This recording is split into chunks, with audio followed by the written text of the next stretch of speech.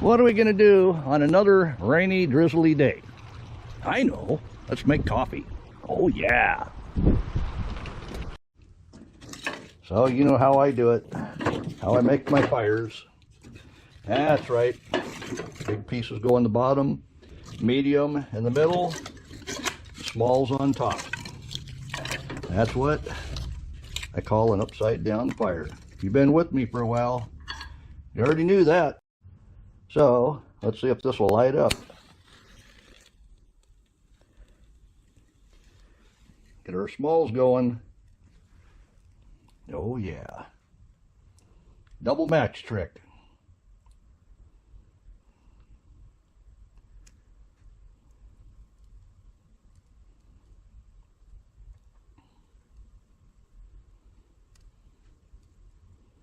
It almost works every time. Looks like it's going to this time. So we'll make sure we've got the chimney open. Yes, that's open. Let's get the flue open. This old Montgomery Ward trash burner, still working great. And somebody talked me into buying lump coal. And for Dutch oven cooking, I don't think much of it. Because when I was done, there's a whole bunch of pieces that weren't burned up, like your briquettes would have been. So we'll get rid of some of them too.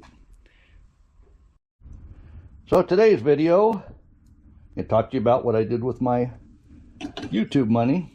No, I didn't buy that fan, but I want to find out when the fire's getting too low. No, what I bought was this wonderful glass percolator. And there's people that don't know how a percolator works, so the best way to show them is using a glass percolator. You can find these still. They're on eBay for about $299. And I just happened to get this one at Goodwill. Go figure, Goodwill, $10.99. Yep. So to open this, you'd have to turn the lid where it's parallel of the handle, and you see there's a tab there. There's one on the front and the back. That way it doesn't blow off when you get that into turbo. We've got our little rain catch on top, and then we've got the beauty of this percolator here. Is it clean enough? Oh, I think it's going to be just fine. This has been sitting in Grandma's, great-grandma's pantry for years by the looks of it. But we're going to go ahead and get it filled up with water, because you never put a glass, even if it's Pyrex, directly on a burner, even if it is a trash burner. So we'll get water in it. Be right back with you. So I checked with Wonderful Wife, see if that was going to be clean enough, and she said, your life insurance is paid up. Go ahead and try it. Okay. So, we're going to go for it. That drops right down inside. And we'll go ahead and put it on that burner to start heating up that water, because we'll have that ready before that trash burner has the water boiling. And if you don't want that bitter taste, that's what the paper does with your paper filter. But what I do is I cut out the bottom, leaving off the sides. This way you're going to be able to see more what this does. And then I folded it in four so I could cut a hole in the center. I know. I just outdo myself, don't I? We'll get that down in there. And there is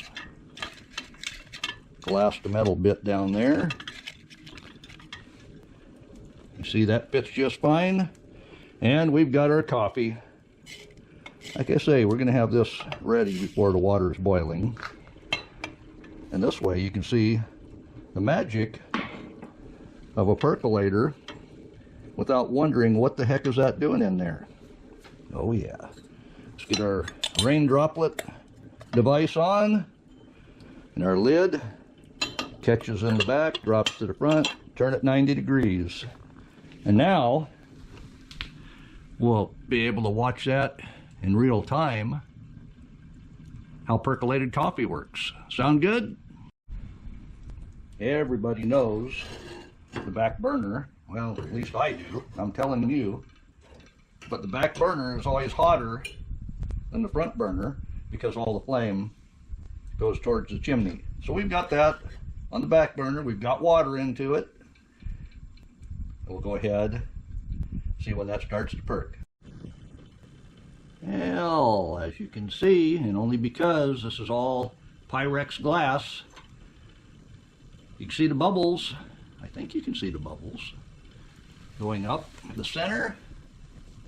Pretty quick we're going to have a boil, which will send that water from the bottom that's hot up the tube, up to the very top there, drop down into that rain spout, which will drop it onto the coffee grounds.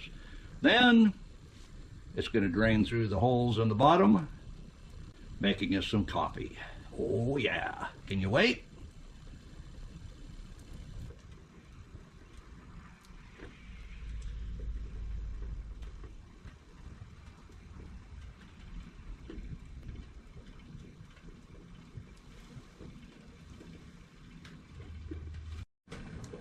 So you can see what's happening on top. This is a clear top as well. Like I say, wonders of Pyrex are showing you how a coffee percolator works.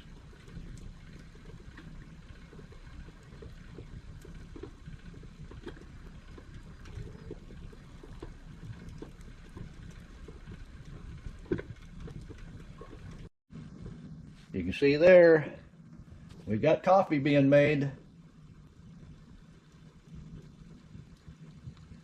That's bubbling up through the center, dropping that hot water into the coffee grounds. It's dropping back down into the lower chamber. Oh yeah, this thing's rocking and rolling now.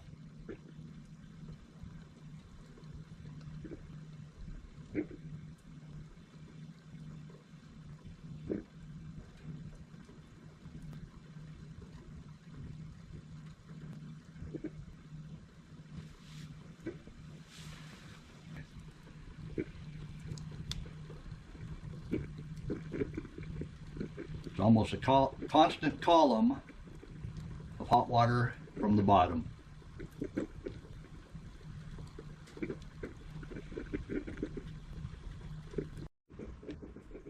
And us old timers, if we had a percolator like that, or the metal ones that you can't see inside, we didn't know how dark that coffee was, so we would time it.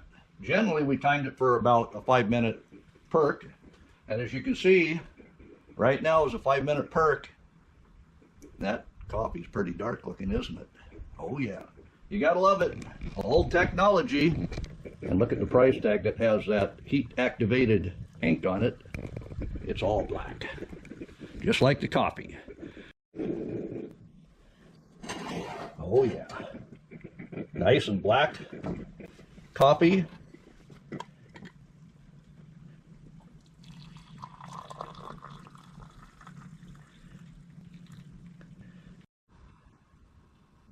Now the modern world of today has sissified all of you. After you pour that coffee, you can't drink it for at least 5 minutes. That's why people would put creamer in it, maybe an ice cube if they had some. But McDonald's was sued because their coffee was too hot. So all the coffee maker manufacturers dropped the temperature of how hot their coffee could brew to.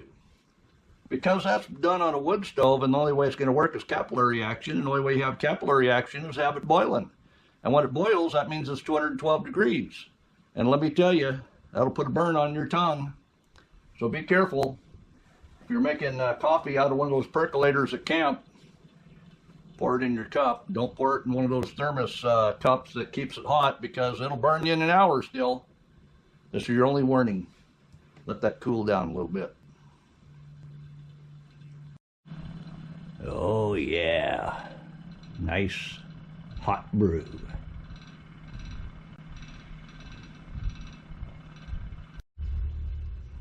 It's been 5 minutes. Blow it, and then slurp it. Perfect temperature. I told you, Give me about 5 minutes before that's drinkable.